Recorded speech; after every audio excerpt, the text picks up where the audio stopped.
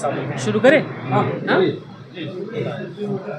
सबसे पहले तो आप सभी मेरे पत्रकार भाइयों को बहुत बहुत शुभकामनाएं। आज हिंदी पत्रकारिता दिवस है और आज का ये प्रेस कॉन्फ्रेंस जो है मुख्यतः इसलिए बुलाया है हमने कि बोकारो से जुड़ी कुछ चीज़ें थीं जिसको लेकर के हम दिल्ली गए थे इस्पात मंत्री से कुमार स्वामी जी से मिलने के लिए। उनको हमने अपने पत्र से के माध्यम से वहाँ उनको संज्ञान में उनके दिया। मुख्यतः हमारे बोकारो को लेकर के जो समस्याएं थीं, सबसे पहले तो अभी जो ज़्यादा लोग इच्छुक हैं, इंतज़ार कर रहे हैं लोग कि कब हमारा बोकारो हवाई अड्डा शुरू होगा, तो उससे जुड़ी हुई चीज़ें काफ़ी सारी चीज़ें थी, उस पर हमारी वहाँ पे बात हुई। तो बहुत आश्वासन वहाँ से मिला, पॉजिटिव रिस्पांस रहा उनका और उन्होंने आश्वस्त कराया कि बहुत जल्दी जो छोटी छोटी त्रुटियां हैं, छोटी छोटी चीज़ें हैं, टेक्निकल चीज़ें हैं, उसको हम लोग मिल करके पूरा करके और जितना जल्दी हो हवाई उड़ान जो है यहाँ से हम लोग शुरू कराएंगे। और अप्रेंटिस का एक मामला था, अभी कुछ दिन पहले ही आप लोग देखे थे कि आंदोलनरत प्रेम महतो की हत्या हो गई थी, उस विषय पे भी हमारी बात हुई।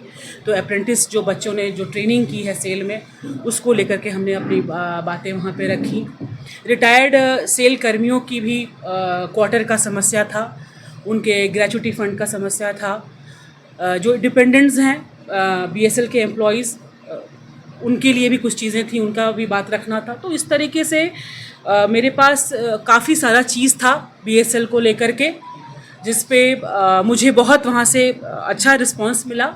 आश्वस्त कराया उन्होंने कि हवाई अड्डा में जो छोटी छोटी चीज़ें हैं उसको हम लोग मिल करके पूरा करेंगे और टेक्निकल जो इश्यूज़ हैं, बाकी जो चीज़ें हैं जैसे क्वार्टर का मामला है, सेक्टर 12 के क्वार्टर का भी जो इवैक्यूएट करने के लिए कह रहे हैं उसका भी मामला था। सो इन सारी चीज़ों पे जैसा उनका कहना था मंत्री जी का कि ये पॉलिसी मेकिंग में इस पर बैठ करके बात करेंगे, कैबिनेट की जब बैठक होगी तो निश्चित रूप से इस पर काम करके, और जो एम्प्लॉयज़ के एक्स एम्प्लॉयज़ सेल के एम्प्लॉयज़ के जो हित में होगा, सेल अप्रेंटिस जो बच्चों ने अप्रेंटिस का जो किया है ट्रेनिंग, जो उनके हित की होगी ये चीज़ें, उस पर वो निर्णय लेंगे। और मेरा जाना एक तरीके से वहाँ बहुत सफल रहा, बहुत अच्छा रिस्पांस मिला है। तो इस विषय में मैंने सोचा कि आप लोगों को बुला करके अपने बोकारो की जनता, जो मेरी लोग हैं हमारे बोकारो के, वो बहुत इंतज़ार कर रहे हैं, चाहे वो हवाई अड्डा का मामला हो, चाहे वो सेल अप्रेंटिस का मामला हो, बच्चों का मामला हो, और चाहे वो रिटायर्ड सेल कर्मियों का मामला हो। तो बहुत सारी चीज़ें थी, उस पर जाकर के मेरी वार्ता हुई है।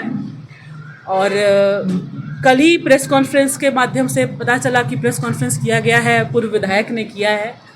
तो इसके लिए भी बताइए अब इस सब, अब आप तो पूछेंगे ही, पूछने ही वाले थे, उसके पहले ही मैं कुछ चीज़ों को रखना चाहूँगी। मैं उनके प्रेस कॉन्फ्रेंस को मैंने सुना, उन्होंने कहा है कि जिस तरीके से वो केंद्र की सरकार को पीठ थपथपा रहे हैं, ताली बजा रहे हैं, राज्य की सरकार को आप कोस रहे हैं, गाली दे रहे हैं, तो अपनी विफलता का ढीकरा जो है आप हमारी राज्य सरकार पे फोड़ रहे हैं। आप 14 में ही विधायक आप बन गए थे और पूर्ण संपूर्ण बहुमत, अच्छी बहुमत आपको यहाँ के लोगों ने दी थी। आप सरकार में आए, आपकी डबल इंजन की सरकार थी, जिनका रघुवर जी का बार बार नाम ले रहे हैं कि तत्कालीन मुख्यमंत्री, और ताली बजा रहे थे आप। उस वक्त आप क्या कर रहे थे? आप तो उस वक्त विधायक थे बोकारो के, केंद्र में भी आपकी सरकार थी, राज्य में भी आपकी सरकार थी, इसके बावजूद आप यहाँ पे हवाई जहाज़ यहाँ से संचालन नहीं शुरू करवा पाए। आप ये क्या कहते हैं, विस्थापन का जो मुद्दा था उस पर भी आप कभी मुखर नहीं हो पाए। जाके विधानसभा में एक आवाज़ उठा देना, बस एक प्रतिनिधि का यही काम है, कोई भी मुद्दा लिए विधानसभा में उठा दिया, आपका काम खत्म। जितने जागरूक आप अन्य चीज़ों के लिए रहे, उसमें उतनी जागरूकता अगर आप हमारे एयरपोर्ट के लिए भी दिखा देते।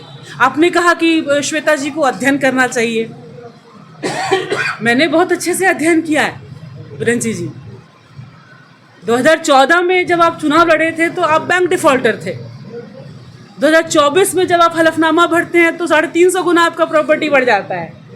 तो बोकारो की जनता जागरूक है, पढ़ लिख रही है, सब जानती है। बस हमारे लोगों को इन सब चीज़ों से कोई मतलब नहीं है कि आपके कोऑपरेटिव में कौन सा आप ज़मीन कहाँ खरीद रहे हैं, किसके नाम पे, परिवार के नाम पे, कहाँ आपका हलफनामा बढ़ता जा रहा है। कोऑपरेटिव से लेकर के मेडिकेंट तक का सफ़र जो है आपका, बोकारो का एक एक बच्चा जानता है। हम लोगों को आपके बारे में और जानकारी की आवश्यकता नहीं है। हम लोग 10 साल हमने आपको खूब अच्छे से पढ़ा है। आपकी बहुत सारी ऐसी चीज़ें हैं जिसको अगर हम बोकारो की जनता चाहें तो कोर्ट में ले जा सकते हैं, लेकिन हमारी ऐसी कोई मंशा नहीं है। हम चाहते हैं आप खुश रहिए और ज़्यादा चिंतित भी मत होइए बोकारो को लेकर के। जैसे 14 से लेकर 19 तक आप चीर निंद्रा में थे, आप फिर से चले जाइए निंद्रा में। आपको अब 6 महीने तो हुआ है विधायक बने हुए, 6 महीने और सो जाइए मेरे भाई साहब। आपको बाकायदे विधिवत जब हवाई उड़ान जो यहाँ से शुरू होगा तो आपको हम लोग बुलाएंगे। जब वहाँ का इनॉग्रेशन होगा उस इनॉग्रेशन में आपको भी बुलाया जाएगा। क्या जरूर। आप भी रहिएगा, इसलिए ज़्यादा आपको परेशान होने की आवश्यकता नहीं है। आप धैर्य से रहिए, फिर से एक नींद मार लीजिए, लंबा नींद। बहुत सारा काम हम लोग मिल करके कर रहे हैं और आगे भी करेंगे।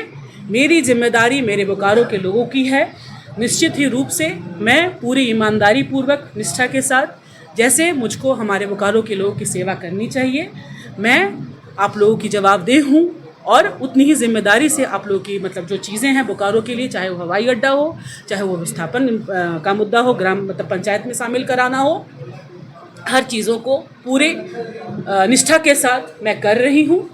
और बाकी हम लोगों को आने वाले 5 सालों में बोकारो को एक बेहतर प्रारूप में लेके जाना है। कैसे बोकारो में इंडस्ट्रियल पार्क भी आए, हमारे युवा भाइयों को रोज़गार मिले। ये बहुत सारी ऐसी चीज़ें हैं जो बोकारो को अभी चाहिए, तो हम लोग उस पर फोकस कर रहे हैं। में होता है तो पॉलिसी मेकिंग में ही उसको वो चेंज करके, पॉलिसी किस लिए होता है? जनता के हित के लिए होता है। जो आपके यहाँ कर्मचारी हैं उनके हित के लिए, प्लांट के हित के लिए।